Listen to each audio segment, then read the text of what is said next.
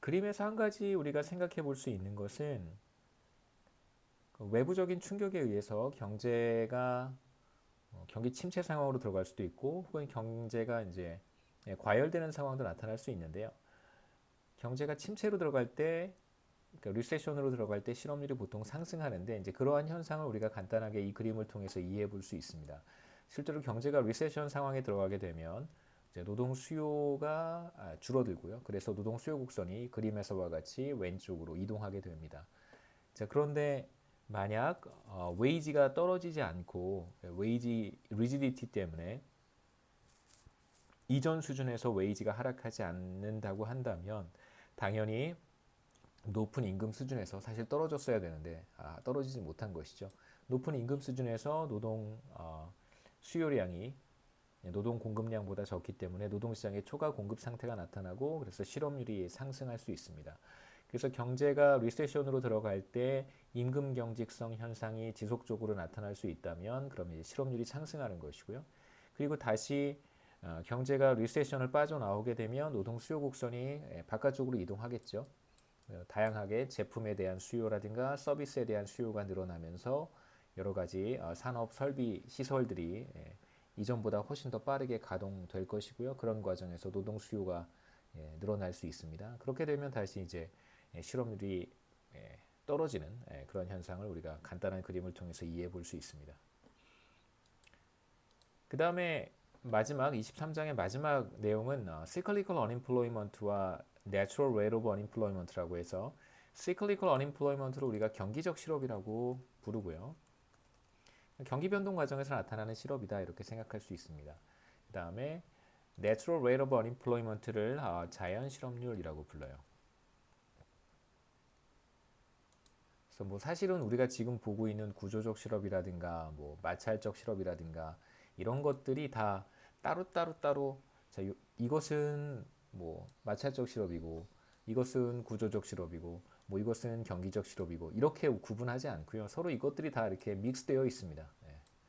뭐, 뭐 어떤 것이 다른 하나를 완전하게 포괄하는 그런 개념은 사실 아니지만 이 실업률이라고 하는 것이 서로 다 이렇게 에, 교집합이 존재하기 때문에 이렇게 완전히 익스클루시브하게 이거는 뭐 구조적 실업이고 이거는 마찰적 실업이 아니다.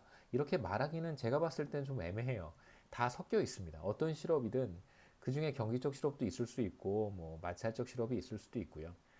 뭐 그래서 이렇게 클리어 컷하게 이런 것들이 구분하기는 어렵습니다. 하지만 뭐 주된 요인이 뭐냐? 이거는 주로 뭐 경기적 실업이다. 뭐 이렇게 얘기는 할 수 있죠. 이게 주로 뭐 구조적인 실업이라고 볼 수 있다. 이렇게 얘기는 할 수 있겠지만 완전히 이렇게 나누어지는 것은 아닙니다.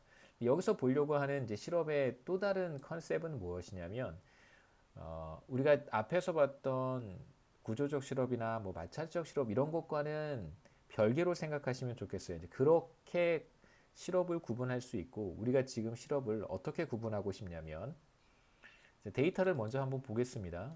자, 우리 슬라이드 11페이지에 제가 데이터를 한번 준비했었는데요.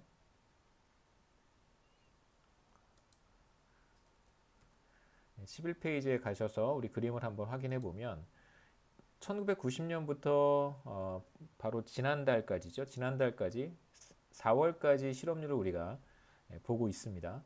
이 실업률의 어떤 장기적인 트렌드를 한번 그려보자라고 한다면 뭐 대충 이런 어떤 트렌드를 그려볼 수 있을 것 같아요. 장기적인 어떤 추세.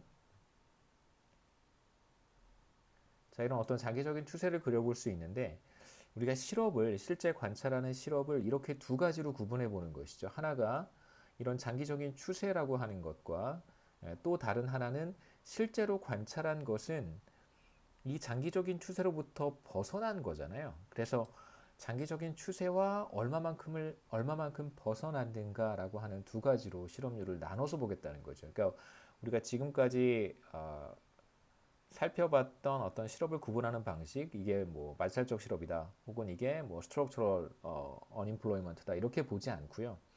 발생한 요인에 의해서 구분하는 것이 아니라 우리가 지금은 단순하게 실업률을 우리가 관찰하는 것을 어떤 장기적인 추세라고 하는 것과 그것으로부터 얼마만큼 벗어났는가. 물론 이제 벗어나게 만드는 것이 구조적인 요인일 수도 있고 마찰적인 요인일 수도 있습니다. 또는 지금 우리가 보는 제가 그림을 그렸던 장기적인 추세라고 하는 것을 야기하는 것이 구조적인 요인일 수도 있고 마찰적인 요인일 수도 있어요. 지금 그런데 우리가 보고 싶은 것은 실제 우리가 관찰한 실업률을 어떤 장기적인 컴포넌트와 단기적인 컴포넌트로 한번 구분해 보고 싶은 거예요. 그래서 장기적인 요인과 단기적인 요인으로 지금 구분하는 것이 마지막 섹션에서 우리가 관심을 갖는 것입니다. 발생에 따른 그러니까 그 원인이 무엇인가로 구분하기보다는요, 장기와 단기로 구분하는 거니까 구분하는 방법이 조금 다르다는 걸 염두에 두셨으면 좋겠고요.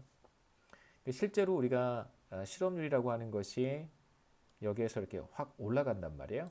이런 현상을 우리가 경기적 실업이라고 이제 부르고, 지금 우리가 그린 요 장기적인 추세 이런 것들을 이제 자연 실업률이다 이렇게 불러보겠다는 것이죠. 그래서 만일 실제 우리가 관찰한 실업률에서 장기적인 추세라고 하는 자연 실업률을 만약에 제거할 수 있다면, 이 트렌드를 이렇게 제거해 버리면, 그러면 이 변동분만 남겠죠. 만약에 제가 이런 그림을 하나 이렇게 그렸습니다. 이런 그림을 그렸고 장기적인 추세가 이렇게 생겼다고 한다면, 그러면 제가 만약에 이 그림에서 장기적인 추세를 제거하고 나면 어떤 것만 남냐면 변동분이라고 하는 비즈니스 사이클 컴포넌트만 남을 거예요. 그래서 비즈니스 사이클 컴포넌트만 남는 걸 그림으로 대충 그려보면 아마도 이렇게 되겠죠. 그렇죠? 이렇게 표현할 수 있을 거예요. 자, 이런 변동분만 남습니다. 그래서 추세 자리에 있었던 값이 제로가 될 거고요. 그래서 요 위쪽의 값을 가지면 0보다 큰 값이 되는 것이고, 그 다음에 요 아래쪽의 값을 가지면 0보다 작은 값을 갖게 되겠죠. 추세를 제거했으니까 0보다 큰 값은 애초에 추세보다 위쪽에 있었던 값일 것이고, 0보다 작은 값이라고 한다면 처음에 여기에서 추세보다 이제 밑에 있었던 값일 거예요. 그래서 우리가 추세를 제거하고 남은 것을 이렇게 비즈니스 사이클 형태로 한번 그려볼 수 있는데, 우리가 이것을 실업률의 경우에 우리가 이것을 cyclical unemployment라고 부릅니다. 그래서 실제로 추세에 해당하는 것이 natural rate of unemployment고, 그 다음에 추세로부터 얼마만큼 벗어났는가 변동분에 해당하는 것이 경기적 실업이다 이렇게 얘기할 수 있어요. 그렇게 구분을 하겠습니다.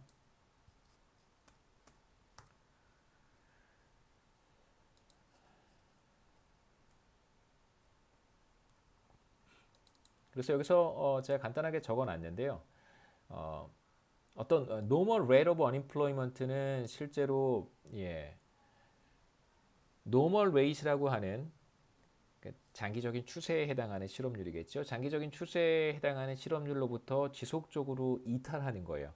추세로부터 어떤 장기적인 추세로부터 위쪽으로 이렇게 올라갈 수도 있고 실업률이, 혹은 아래쪽으로 이렇게 떨어질 수도 있습니다.